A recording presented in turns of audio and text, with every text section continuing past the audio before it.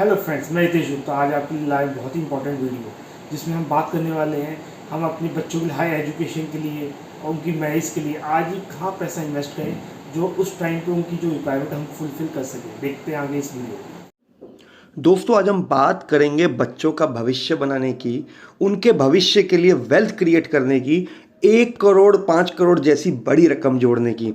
दोस्तों, आज मैं आपको दो बातें बताऊंगा। पहला, आज की महंगाई को देखते हुए भविष्य में मुझे मेरे बच्चों की शादी और पढ़ाई के लिए कितनी बड़ी रकम की ज़रूरत होगी, और दूसरा, कौन सा चाइल्ड प्लान मेरे बच्चों के लिए बेस्ट सूट करता है। दोस्तों, अगर मैं पढ़ाई की बात करूं तो आज से 15 साल पहले सन 2007 में 2.5 लाख रुपए में अच्छी तालीम आ जाती थी।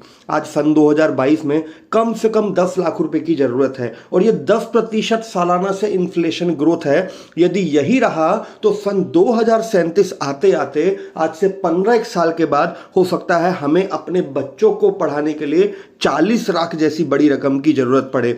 और अगर मैं शादी की बात करूं, आज से 25 साल पहले 1997 में 2-2.5 लाख में शादी हो जाती थी। गली में टेंट लग जाता था, छत पे हलवाई बैठ जाते थे। आज सन 2022 बैंकेट हॉल का जमाना है, 10 लाख में शादी होती है। 7% सालाना इसका कंपाउंडिंग ग्रोथ इन्फ्लेशन है। 2047 आते आते आज से 25 साल के बाद हो सकता है हमें हमारे बच्चों की शादी के लिए 50 लाख की रकम की जरूरत पड़े। अगर मैं शादी और पढ़ाई दोनों को मिला लूं तो मोटा मोटा 1 करोड़ रुपए के लगभग की जरूरत पड़ेगी आज से 15, 18, 20, 22, 25 साल के बाद। कुछ खर्चे 16 साल में आएंगे आकाश का क्रैश कोर्स कराने के लिए, कुछ 19 साल में आएंगे कॉलेज एडमिशन के लिए, कुछ 22 साल में आएंगे अब्रोड जर्नी के लिए, कुछ 28 साल में आएंगे शादी के लिए। तो मोटा मोटी अगर मैं 1 करोड़ की बात करूं, 1 करोड़ कैसे जोड़ें, मैं 1 करोड़ का गोल लेके चल रहा हूं कि मुझे 1 करोड़ रुपए चाहिए 20 साल के बाद। 15, 18, 22, 24, 26 करते हुए मैंने 20 साल का टारगेट लिया है। तो दोस्तों, यदि आपको 1 करोड़ चाहिए 20 साल के बाद और आप इन्वेस्टमेंट करते हैं मंथली, तो 25,000 रुपए महीना डालना पड़ेगा अगर आपकी इन्वेस्टमेंट पे 5% सालाना का ग्रोथ आता है। और यदि आपका ग्रोथ रेट 10% है, जो भी पॉलिसी, पीएफ, म्यूचुअल फंड आपने लिए हैं, यदि 10% का ग्रोथ है तो 13,000 रुपए महीने में यह टारगेट अचीव किया जा सकता है। यदि 15% का ग्रोथ है तो सिर्फ 8,000 रुपए में भी यह फिगर अचीव की जा सकती है। और अगर मैं केवल 10,000 रुपए महीने की बात करूं कि मैं एक आम आदमी हूं, नौकरी करता हूं, 10,000 रुपए महीना दे सकता हूं, तो 5% ग्रोथ पे आपका पैसा 20 साल में 40 लाख 41 लाख बनता है। 15% ग्रोथ पे 72 लाख बनता है। और अगर मैं एक बैलेंस्ड अप्रोच लेता हूं कि कुछ पैसा पीएफ में जाएगा, कुछ एलआईसी में जाएगा, कुछ शेयर बाजार में जाएगा, कोई म्यूचुअल फंड में जाएगा, तो 10-12% की अगर मैं एवरेज ग्रोथ लूं तो 10,000 रुपए महीने से अगले 20 साल में 72 लाख के लगभग जोड़ा जा सकता है। अब ये इंडिया में अवेलेबल अलग अलग इंस्ट्रूमेंट है। अगर मैं एफडी या पीएफ की बात करूं तो 6, 7, 8% का ग्रोथ है।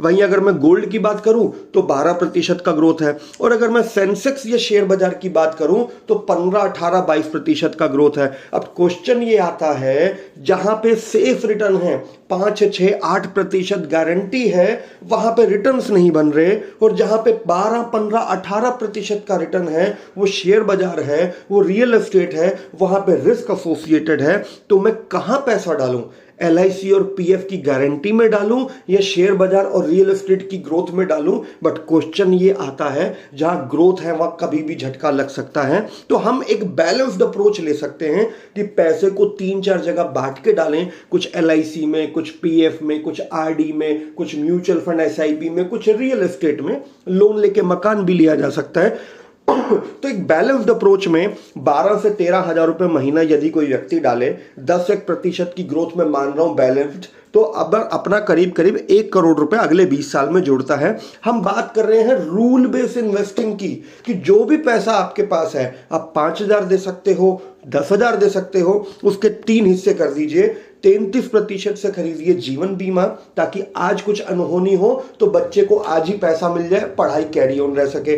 33% से डालिए शॉर्ट टर्म सेविंग प्रोडक्ट में, ताकि बीच बीच में जो छोटे छोटे खर्चे आते हैं 3-1 साल के बाद, वो आराम से बीट हो सके और कुछ इमरजेंसी हो तो भी पैसा मिल सके। और 33% को डालिए लॉन्ग टर्म टारगेट के लिए, जहां पे आपके बच्चे के लिए आप वेल्थ क्रिएट कर सकें, बड़े फाइनेंशियल टारगेट लंबे समय में अचीव कर सकें। अब ये 15% का जो मैंने ग्रोथ बोला, वो यूजुअली म्यूचुअल फंड्स में आ जाता है। इंडिया में आप कोई भी म्यूचुअल फंड उठा लीजिए, फ्लेक्सी कैप, डाइवर्सिफाइड, जो 15 साल से ज्यादा पुराना है, उसमें 15% का सालाना ग्रोथ है। और ये रियल रिटर्न है। हर वो व्यक्ति जिसने 15,000 रुपए महीना पिछले 15 साल में म्यूचुअल फंड में दिया, 15% की ग्रोथ के हिसाब से आज 1 करोड़ रुपए रियल में मिल रहा है। ये बन चुका है, हो चुका है। आप म्यूचुअल फंड के रिटर्न्स देख सकते हैं, हमारे और बहुत सारे यूट्यूब वीडियो पे ये रिटर्न्स अवेलेबल हैं। अगर मैं ओवरऑल शेयर बाजार की ग्रोथ की बात करूं, जिसे हम सेंसेक्स या निफ्टी से देखते हैं, सेंसेक्स जो आज 62,000 लाइफ टाइम टच कर चुका है, इसकी शुरुआत 1979 में 100 रेट पॉइंट से हुई थी।